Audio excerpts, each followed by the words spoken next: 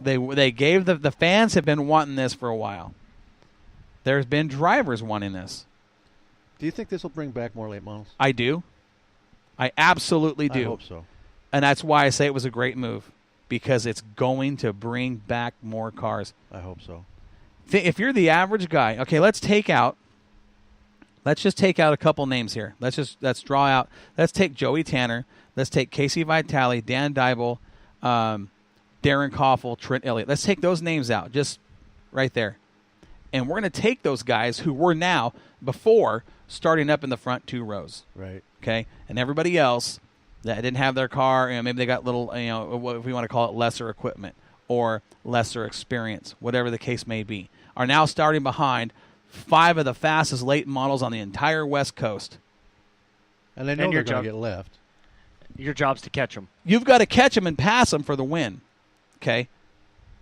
That's discouraging to a guy. Yeah. Now, the average guy that doesn't have the sponsors, the equipment, the I won't say skill set, I'll say the experience, the crew guys, now has to start behind these guys, and the process starts to be, why am I even showing up?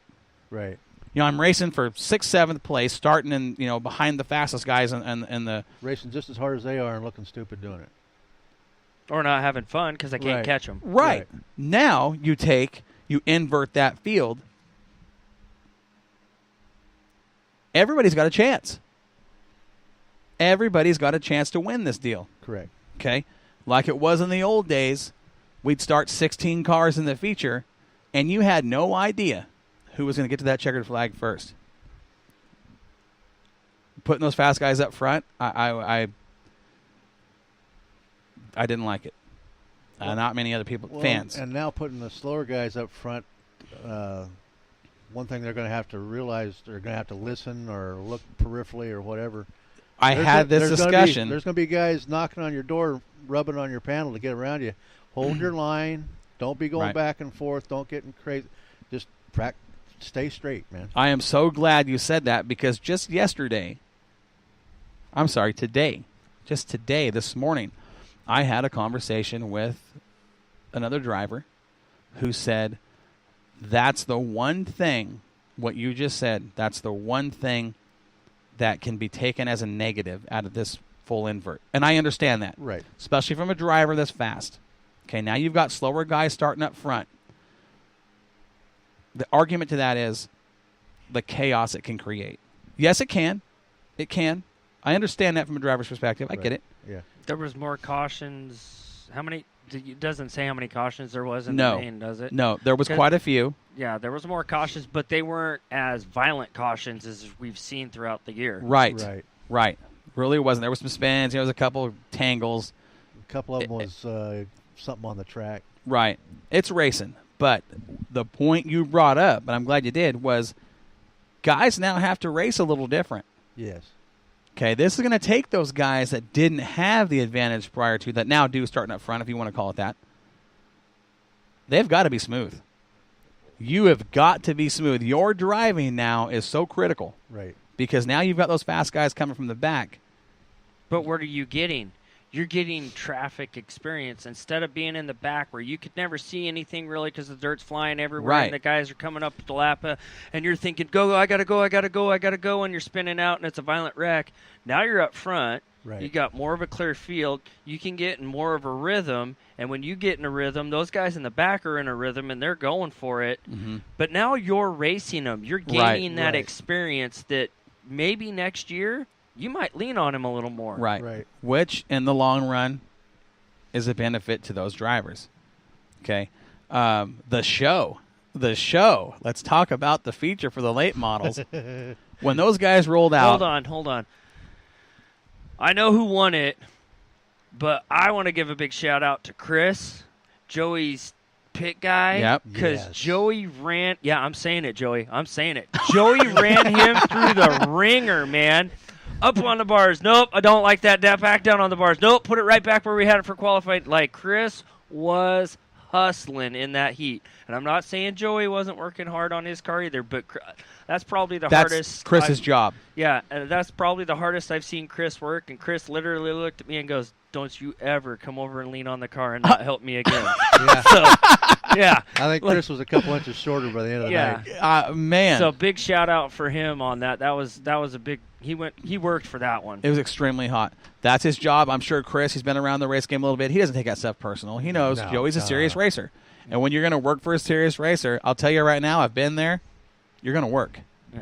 You're going to work until that program is dialed to where you don't have to make changes. You show up, you unload, you're setting air pressures. Right. Okay? Takes a while to get there, but that's what the best teams do. Right. Or if the track changes and you need to make something to change on your car, now you know exactly. And that's Joey's at that level. Right. There's 5, 6, 7 drivers in this field that know this is the change I need well before they get out of the car. Yes. They're able to know, okay, this is what the track's doing at this part of the day. This is what it's going to do later on. And the best of the best, like they say, the cream rises to the top. We've got some of those guys. Okay, I do believe this full invert deal is going to bring back some cars. I do believe the shows are going to be fantastic from here. Not that they weren't before. Right. It's just going to be a lot better. This is why I say this. The cars rolling the track, you're looking down from the tower or your VIP suite, or Sam, you're there watching them roll by you. And you watch the fast guys roll out last, you're going, oh, man. I'm getting goosebumps thinking about it now because it's been a while since we've seen that. And then 4 laps in, what do we see in this feature? Joey Tanner spins the car all by himself. Yeah, I still don't know where that came from. I'll tell you where it came from. I'll tell you where that came from. That came from being fast and starting in the back and knowing I've got to get to the front. Right. I've got to make some moves. And Joey, I'll tell you, he told me, I stepped up to the high side. I stepped out there to see what was there. Wanted to, I thought the top would come in. I was going to put the right rear tire up there, and I was going to get some traction. This is where he was thinking. It didn't work that way. No. Okay? Here's the good part.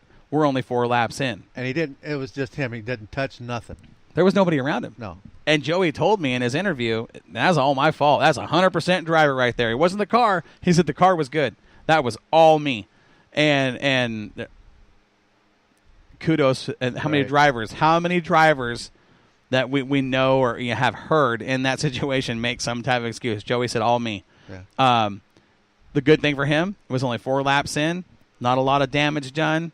Time-wise, he still drove from the back through the entire field to get the win. Well, I know as I was standing up on the deck with you and Sandy watching the race and cold beer in hand, and he spun out, and I know my face just went blank. Yeah, Buzz looked at me like, did he just do that by himself? It was kind of like, and I even said, well, there's something you don't see very often from the 111 car. But again, that goes to a driver hunting the racetrack. That's what I call it, hunting the racetrack to figure out what that car is going to do, where it's going to do it. Well, Joey learned real quick. Sticky and slick. Right, and he learned real quick getting out of that groove and a half. That get out of that middle groove, it wasn't going to work. There was nothing up there. Right. Oh, we watched Casey try to chase him down, and he was up, down. Casey was Colin Weinbarger in the late models. Yeah, he tried everything possible in the second spot. He was all over that track trying to find something. It wasn't going to happen. There was too much on the bottom and not enough up top because of, and that all goes to weather. Yeah. The track prep was good, I thought. The surface was great. They watered it in good stages. Bill was saying he didn't want more water on it till the sun was going down. Right. And he was really methodically thinking about it. And then this is how serious Bill takes his job. The week before, there was a couple bumps, I think, coming out of 4. Yes. And he literally was apologizing to some of the drivers for tearing up their stuff. When those guys thought it was good and it was smooth enough that it didn't hurt anything, he goes, that breaks stuff. I don't like that. That's bad. The guys are like, no, Bill, it's good. It's good. So he takes it pretty dang serious. Okay, so the track, in all honesty, it was smooth. Track conditions were good, but there was no traction up top. That all goes. 100-degree night. That's what I'm saying. It goes to heat and wind. And the wind. The wind.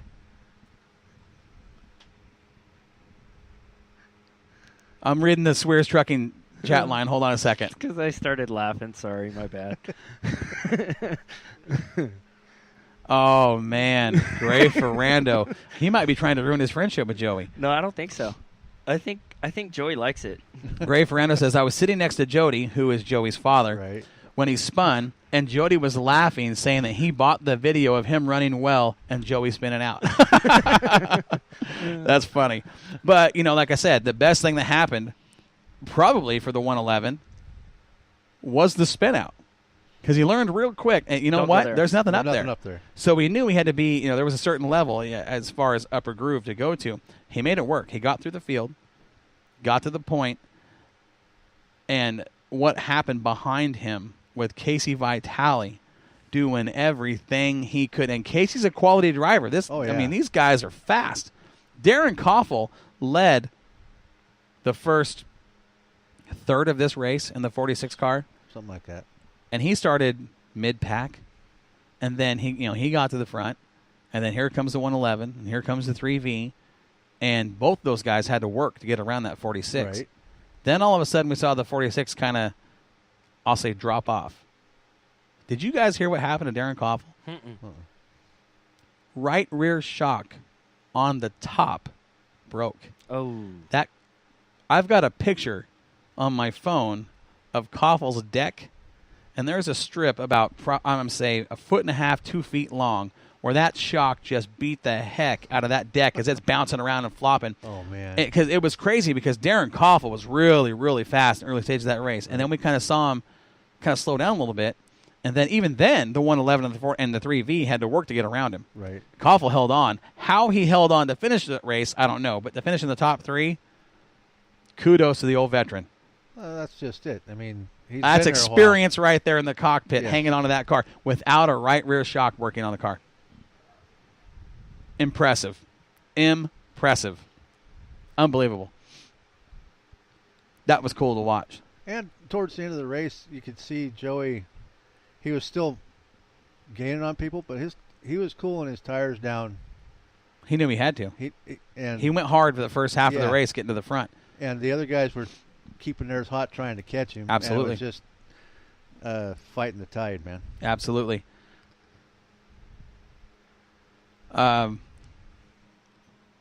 Joey says, rookie mistake, laugh out loud.